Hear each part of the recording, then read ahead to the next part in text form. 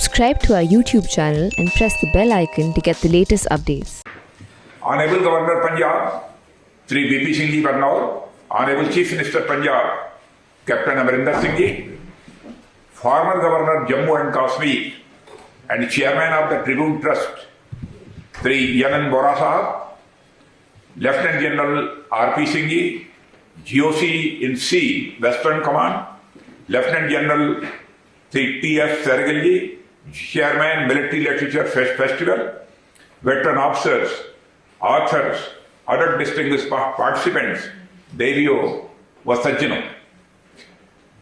सज्जनों, आज चौथे सैन्य साहित्य उत्सव में आप सभी साहित्य प्रेमियों के बीच आकर मुझे बेहद खुशी हो रही है।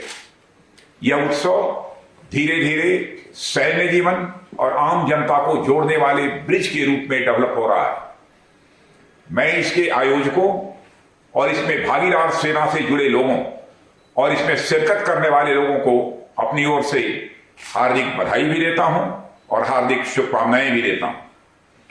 साथियों, पिछली बार भी इस समारोह में मेरा शामिल होना लगभग तय था, परंतु संसद के अतिरिक्त सत्र चलने के कारण मैं आप लोगों के बीच आ नहीं पाया था। बावजूद इसके यहीं से बैठे बैठे मैं वहां चल रही गतिविधियों का पूरा जायजा लिए जा रहा था। हमारे सहयोगी फेस्टिवल में चल रहे दिन भर के घटनाक्रम के बारे में मुझे पूरी जानकारी दे रहे थे। वह चाहे कोई बुक रिलीज हो, पैनल डिस्कशंस हो या फिर हमारे बहादुर जवानों द्वारा दिखाए जा रहे हैरत अंगेज कारनामे हों।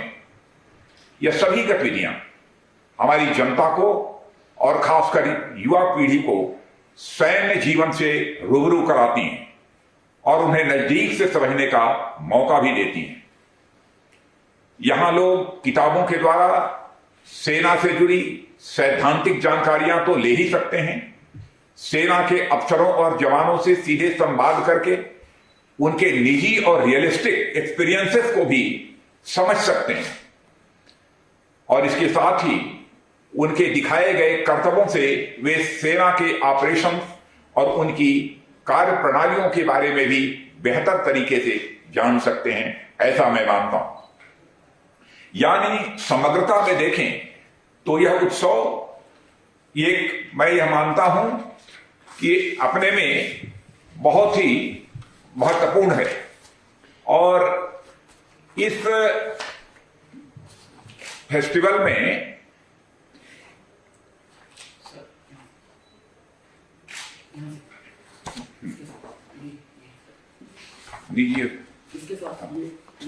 और इसके साथ ही उनके दिखाए गए कर्तव्यों से वे सेना के ऑपरेशन और उनकी बेहतर कार्य प्रणालियों के बारे में भी बेहतर तरीके से जान सकते हैं। यानी चर्चा में यह कर रहा था कि समग्रता में देखें तो यह उत्सव युवाओं के लिए ज्ञान, अनुभव और देश प्रेम की एक संयुक्त स्थली है। ऐसे उत्सव आज के समय की जरूरत है, यह हमारी मान्यता है। हमारा पंजाब प्रांत आज से नहीं, सदियों से सूरवीरों का यह जन्मदाता रहा है। ऐसे में इस तरह के उत्सव की शुरुआत अगर कहीं से हो सकती थी तो वह पंजाब के प्रांत से ही हो सकती थी और यह आयोजन हमारे उन वॉरियर्स को श्रद्धांजलि भी है जिन्होंने राष्ट्र के लिए अपना सर्वस्व समर्पित कर दिया। साथियों, हमारे देश में राष्ट्रीयता की भावना से लिटरेचर लिखे जाने की बहुत ही पुरानी परंपरा रही है। हिंदी हो या पंजाबी या फिर गुजराती, लगभग सभी भाषाओं में ऐसे लेखन हुए हैं जिन्होंने अपने समय में लोगों के अंदर स्वदेश प्रेम की भावना को जागृत किया है और साथ ही विकसित भी किया है। मैं याद दिलाना चाहता हूं, प्राचीन काल में चाणक्य जैसे विद्वान रहे हैं जिन्होंने वारफेयर के बारे में लिखा है, जो कई दृष्टियों से आज भी पूरी तरह से रेलिवेंट है। वहीं आधुनिक भारत में देखें तो महात्मा गांधी, सुभाष चंद्र बोस, सरदार भगत सिंह और लाला लाजपत राय से लेकर प्रेमचंद, जयशंकर प्रसाद और माखनलाल चतुर्वेदी ने राष्ट्रीयता की जो अलख अपनी लेखनी से जगाई वह आज भी पाठकों के हृदय को राष्ट्र प्रेम के प्रकाश से भर देती है। जयशंकर प्रसाद के एक कविता के पाठ का मैं यहां उल्लेख करना चाहूंगा। हिमाद्रि तुंग तृंग से प्रबुद्ध शुद्ध भारती, हिमाद्रि तुंग तृंग से प्रबुद्ध शुद्ध भारती, स्वयं प्रभा समुज्ज्वला स्वतंत्रता पुकारती। ऐसे उद्घोषों ने उस समय के युवाओं को एक नए जोश से भर दिया। और इसी तरह गणेश शंकर विद्यार्थी और आगे चलकर पंडित दीनदयाल उपाध्याय जैसे पत्रकार भी हुए, जिन्होंने पत्रकारिता को राष्ट्रीयता की दिशा में आगे बढ़ाया।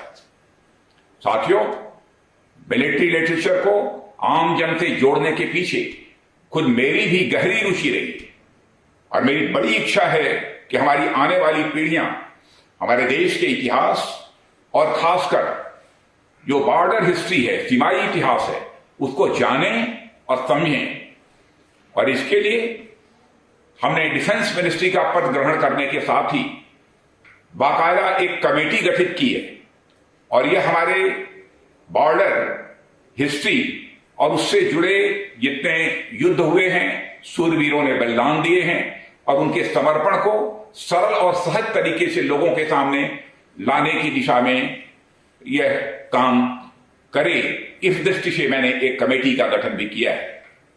रक्षा मंत्रालय से जुड़े थिंक टैंक, मिलिट्री स्ट्रेटेजी से भी जुड़ी रिसर्चेज, जर्नल्स और पीरियोडिकल्स का ऑफलाइन और ऑनलाइन यह प्रकाशन करते हैं ताकि इस विषय में रुचि रखने वाले लोगों तक ऐसी सामग्रियां मुफ्त में पहुंच सकें। इन सब का उद्देश्य यही होता है कि रिसर्चेज और जनता के बीच का यह गैप कम हो। समय समय पर मैं खुद इन कामों की समीक्षा करता रहता हूं और जो भी आवश्यक दिशा निर्देश होते हैं वह भी देता रहता हूं। मेरा प्रयास रहता है कि हमारे देश की जनता अलग अलग स्तरों पर हमारी सेनाओं और राष्ट्रीय सुरक्षा से जुड़ी चीजों को अच्छी तरह से समझें और यथासंभव उसमें अपना योगदान भी दें। इसके अलावा हमारी सेनाओं की लीडरशिप द्वारा लिखी गई बुक्स, जैसे जनरल बीपी मलिक की कारगिल, लेफ्टिनेंट जनरल हरबख्श सिंह जी की वार डिस्पैचेस और रचना बिष्ट रावत जी की द ब्रेव जैसी किताबें न केवल सेना से जुड़े लोगों बल्कि उससे बाहर भी बहुत ही लोकप्रिय हुई हैं। इनमें एक दो पुस्तक पढ़ने का भी मुझे अवसर प्राप्त हुआ है। ऐसे में यह फेस्टिवल एक साथ हमें उन लिटरेचर से जुड़ने का मौका देता है जो अपने आप में नॉलेज और एक्सपीरियंस का भंडार है। साथियों, इस साल का यह आयोजन तो और भी खास हो जाता है जब हमारा पूरा देश 1971 के युद्ध का स्वर्णिम वर्ष मना रहा है और इस युद्ध में हमारी सेनाओं ने अपने शौर्य और पराक्रम का जो प्रदर्शन किया था वह आज भी हमारे लिए एक उदाहरण प्रस्तुत करता है। हमारे अनेक ऐसे वेटरन साथी होंगे जो इस संग्राम के स्वयं साक्षी थे। यहां मैं अपने युवा साथियों से कहना चाहूंगा कि आप सभी हमारे वेटरन से उनके अनुभवों को जानने का कोई मौका न छोड़ें। हमारे युवा ये पाएंगे कि उनके रियल एक्सपीरियंसेस के सामने मोबाइल में खेले जाने वाले वार गेम्स की कोई अहमियत नहीं है। हमारे वेटरन्स इन अनुभवों के जीते जागते एक दस्तावेज हैं और चलते फिरते स्वयं में वह एक इंस्टीट्यूशन है। मैं इस फेस्टिवल में होने वाले इवेंट्स को, खासकर पैनल डिस्कशन के विषयों को देख रहा था तो मुझे लगा कि इसका दायरा केवल मिलिट्री तक ही सीमित नहीं है, बल्कि मिलिट्री के साथ साथ यह हमारे पूरे भारतीय राष्ट्रीय सांस्कृतिक परिदृश्य को अपने अंदर समेटता है। साथियों, डिफेंस और स्ट्रेटजी से जुड़े विषयों के साथ साथ देश की संस्कृति, जय जवान जय किसान, आत्मनिर्भरता और बॉलीवुड जैसे विषयों पर संवाद इस आयोजन को बहुत ही व्यापक बना देते हैं। इसके अलावा जोश और जज्बा वाले military combat episodes, off roading show, bird watching, vintage car rally और सारागढ़ी युद्ध पर light and sound show, army dog display जैसे अनेक अलग अलग शोज विविधता में एकता की भावना को भी एक्सप्रेस करते हैं। यह सब वाकई इस आयोजन को greatest literature show in India बना देते हैं। साथियों, एक और दृष्टिकोण से यह आयोजन मुझे बहुत महत्वपूर्ण लगता है कि जैसे जैसे समय बदल रहा है, खतरों और युद्धों के चरित्र में भी बदलाव आ रहा है। भविष्य में और भी सुरक्षा से जुड़े मुद्दे हमारे सामने आ सकते हैं। धीरे धीरे संघर्ष इतना व्यापक होता जा रहा है जिसकी पहले कभी कल्पना भी नहीं की गई थी। साइबर स्पेस, बायोलॉजिकल और इंफॉर्मेशन डोमेन में भी अब इसकी जद आ गए हैं। आज मोबाइल की मारक क्षमता मिसाइल की मारक क्षमता से भी कहीं आगे बढ़ चुकी है। दुश्मन सीमा पार किए बिना हमारे लोगों तक अपनी पहुंच बना सकता है। ऐसे में हम सबको बिना वर्दी वाली सेना की भूमिका में भी अनिवार्य रूप से उतरना है और मेरा लेखक साथियों से आग्रह है कि वे इन विषयों पर भी अपनी कलम की ताकत का पूरा उपयोग करें। हम सभी इन खतरों से सचेत रहें, किसी भी गलत और भ्रामक सूचना से बचें और औरों को भी बचाएं। इस तरह के उत्सव इस काम में एक बड़ी भूमिका निभा सकते हैं। आयोजकों से मैं यही अंत में कहना चाहूंगा कि आगामी फेस्टिवल में आप लोग इसे थीम के रूप में रखें और आम जनता को इसके बारे में जागरूक करने का भी प्रयास करें। और साथियों, हमारे यहाँ लिटरेरी और फिल्म फेस्टिवल का ट्रेंड तो रहा है, पर मिलिट्री लिटरेचर फेस्टिवल अपने आप में बिल्कुल एक नई शुरुआत है। इसकी सफलता इसके प्रारंभ हो जाने में ही है। मैं आगे इसकी और अधिक सफलता की शुभकामनाएं देते हुए अपना निवेदन समाप्त करता हूं। आप सबको बहुत बहुत धन्यवाद। जय हिंद।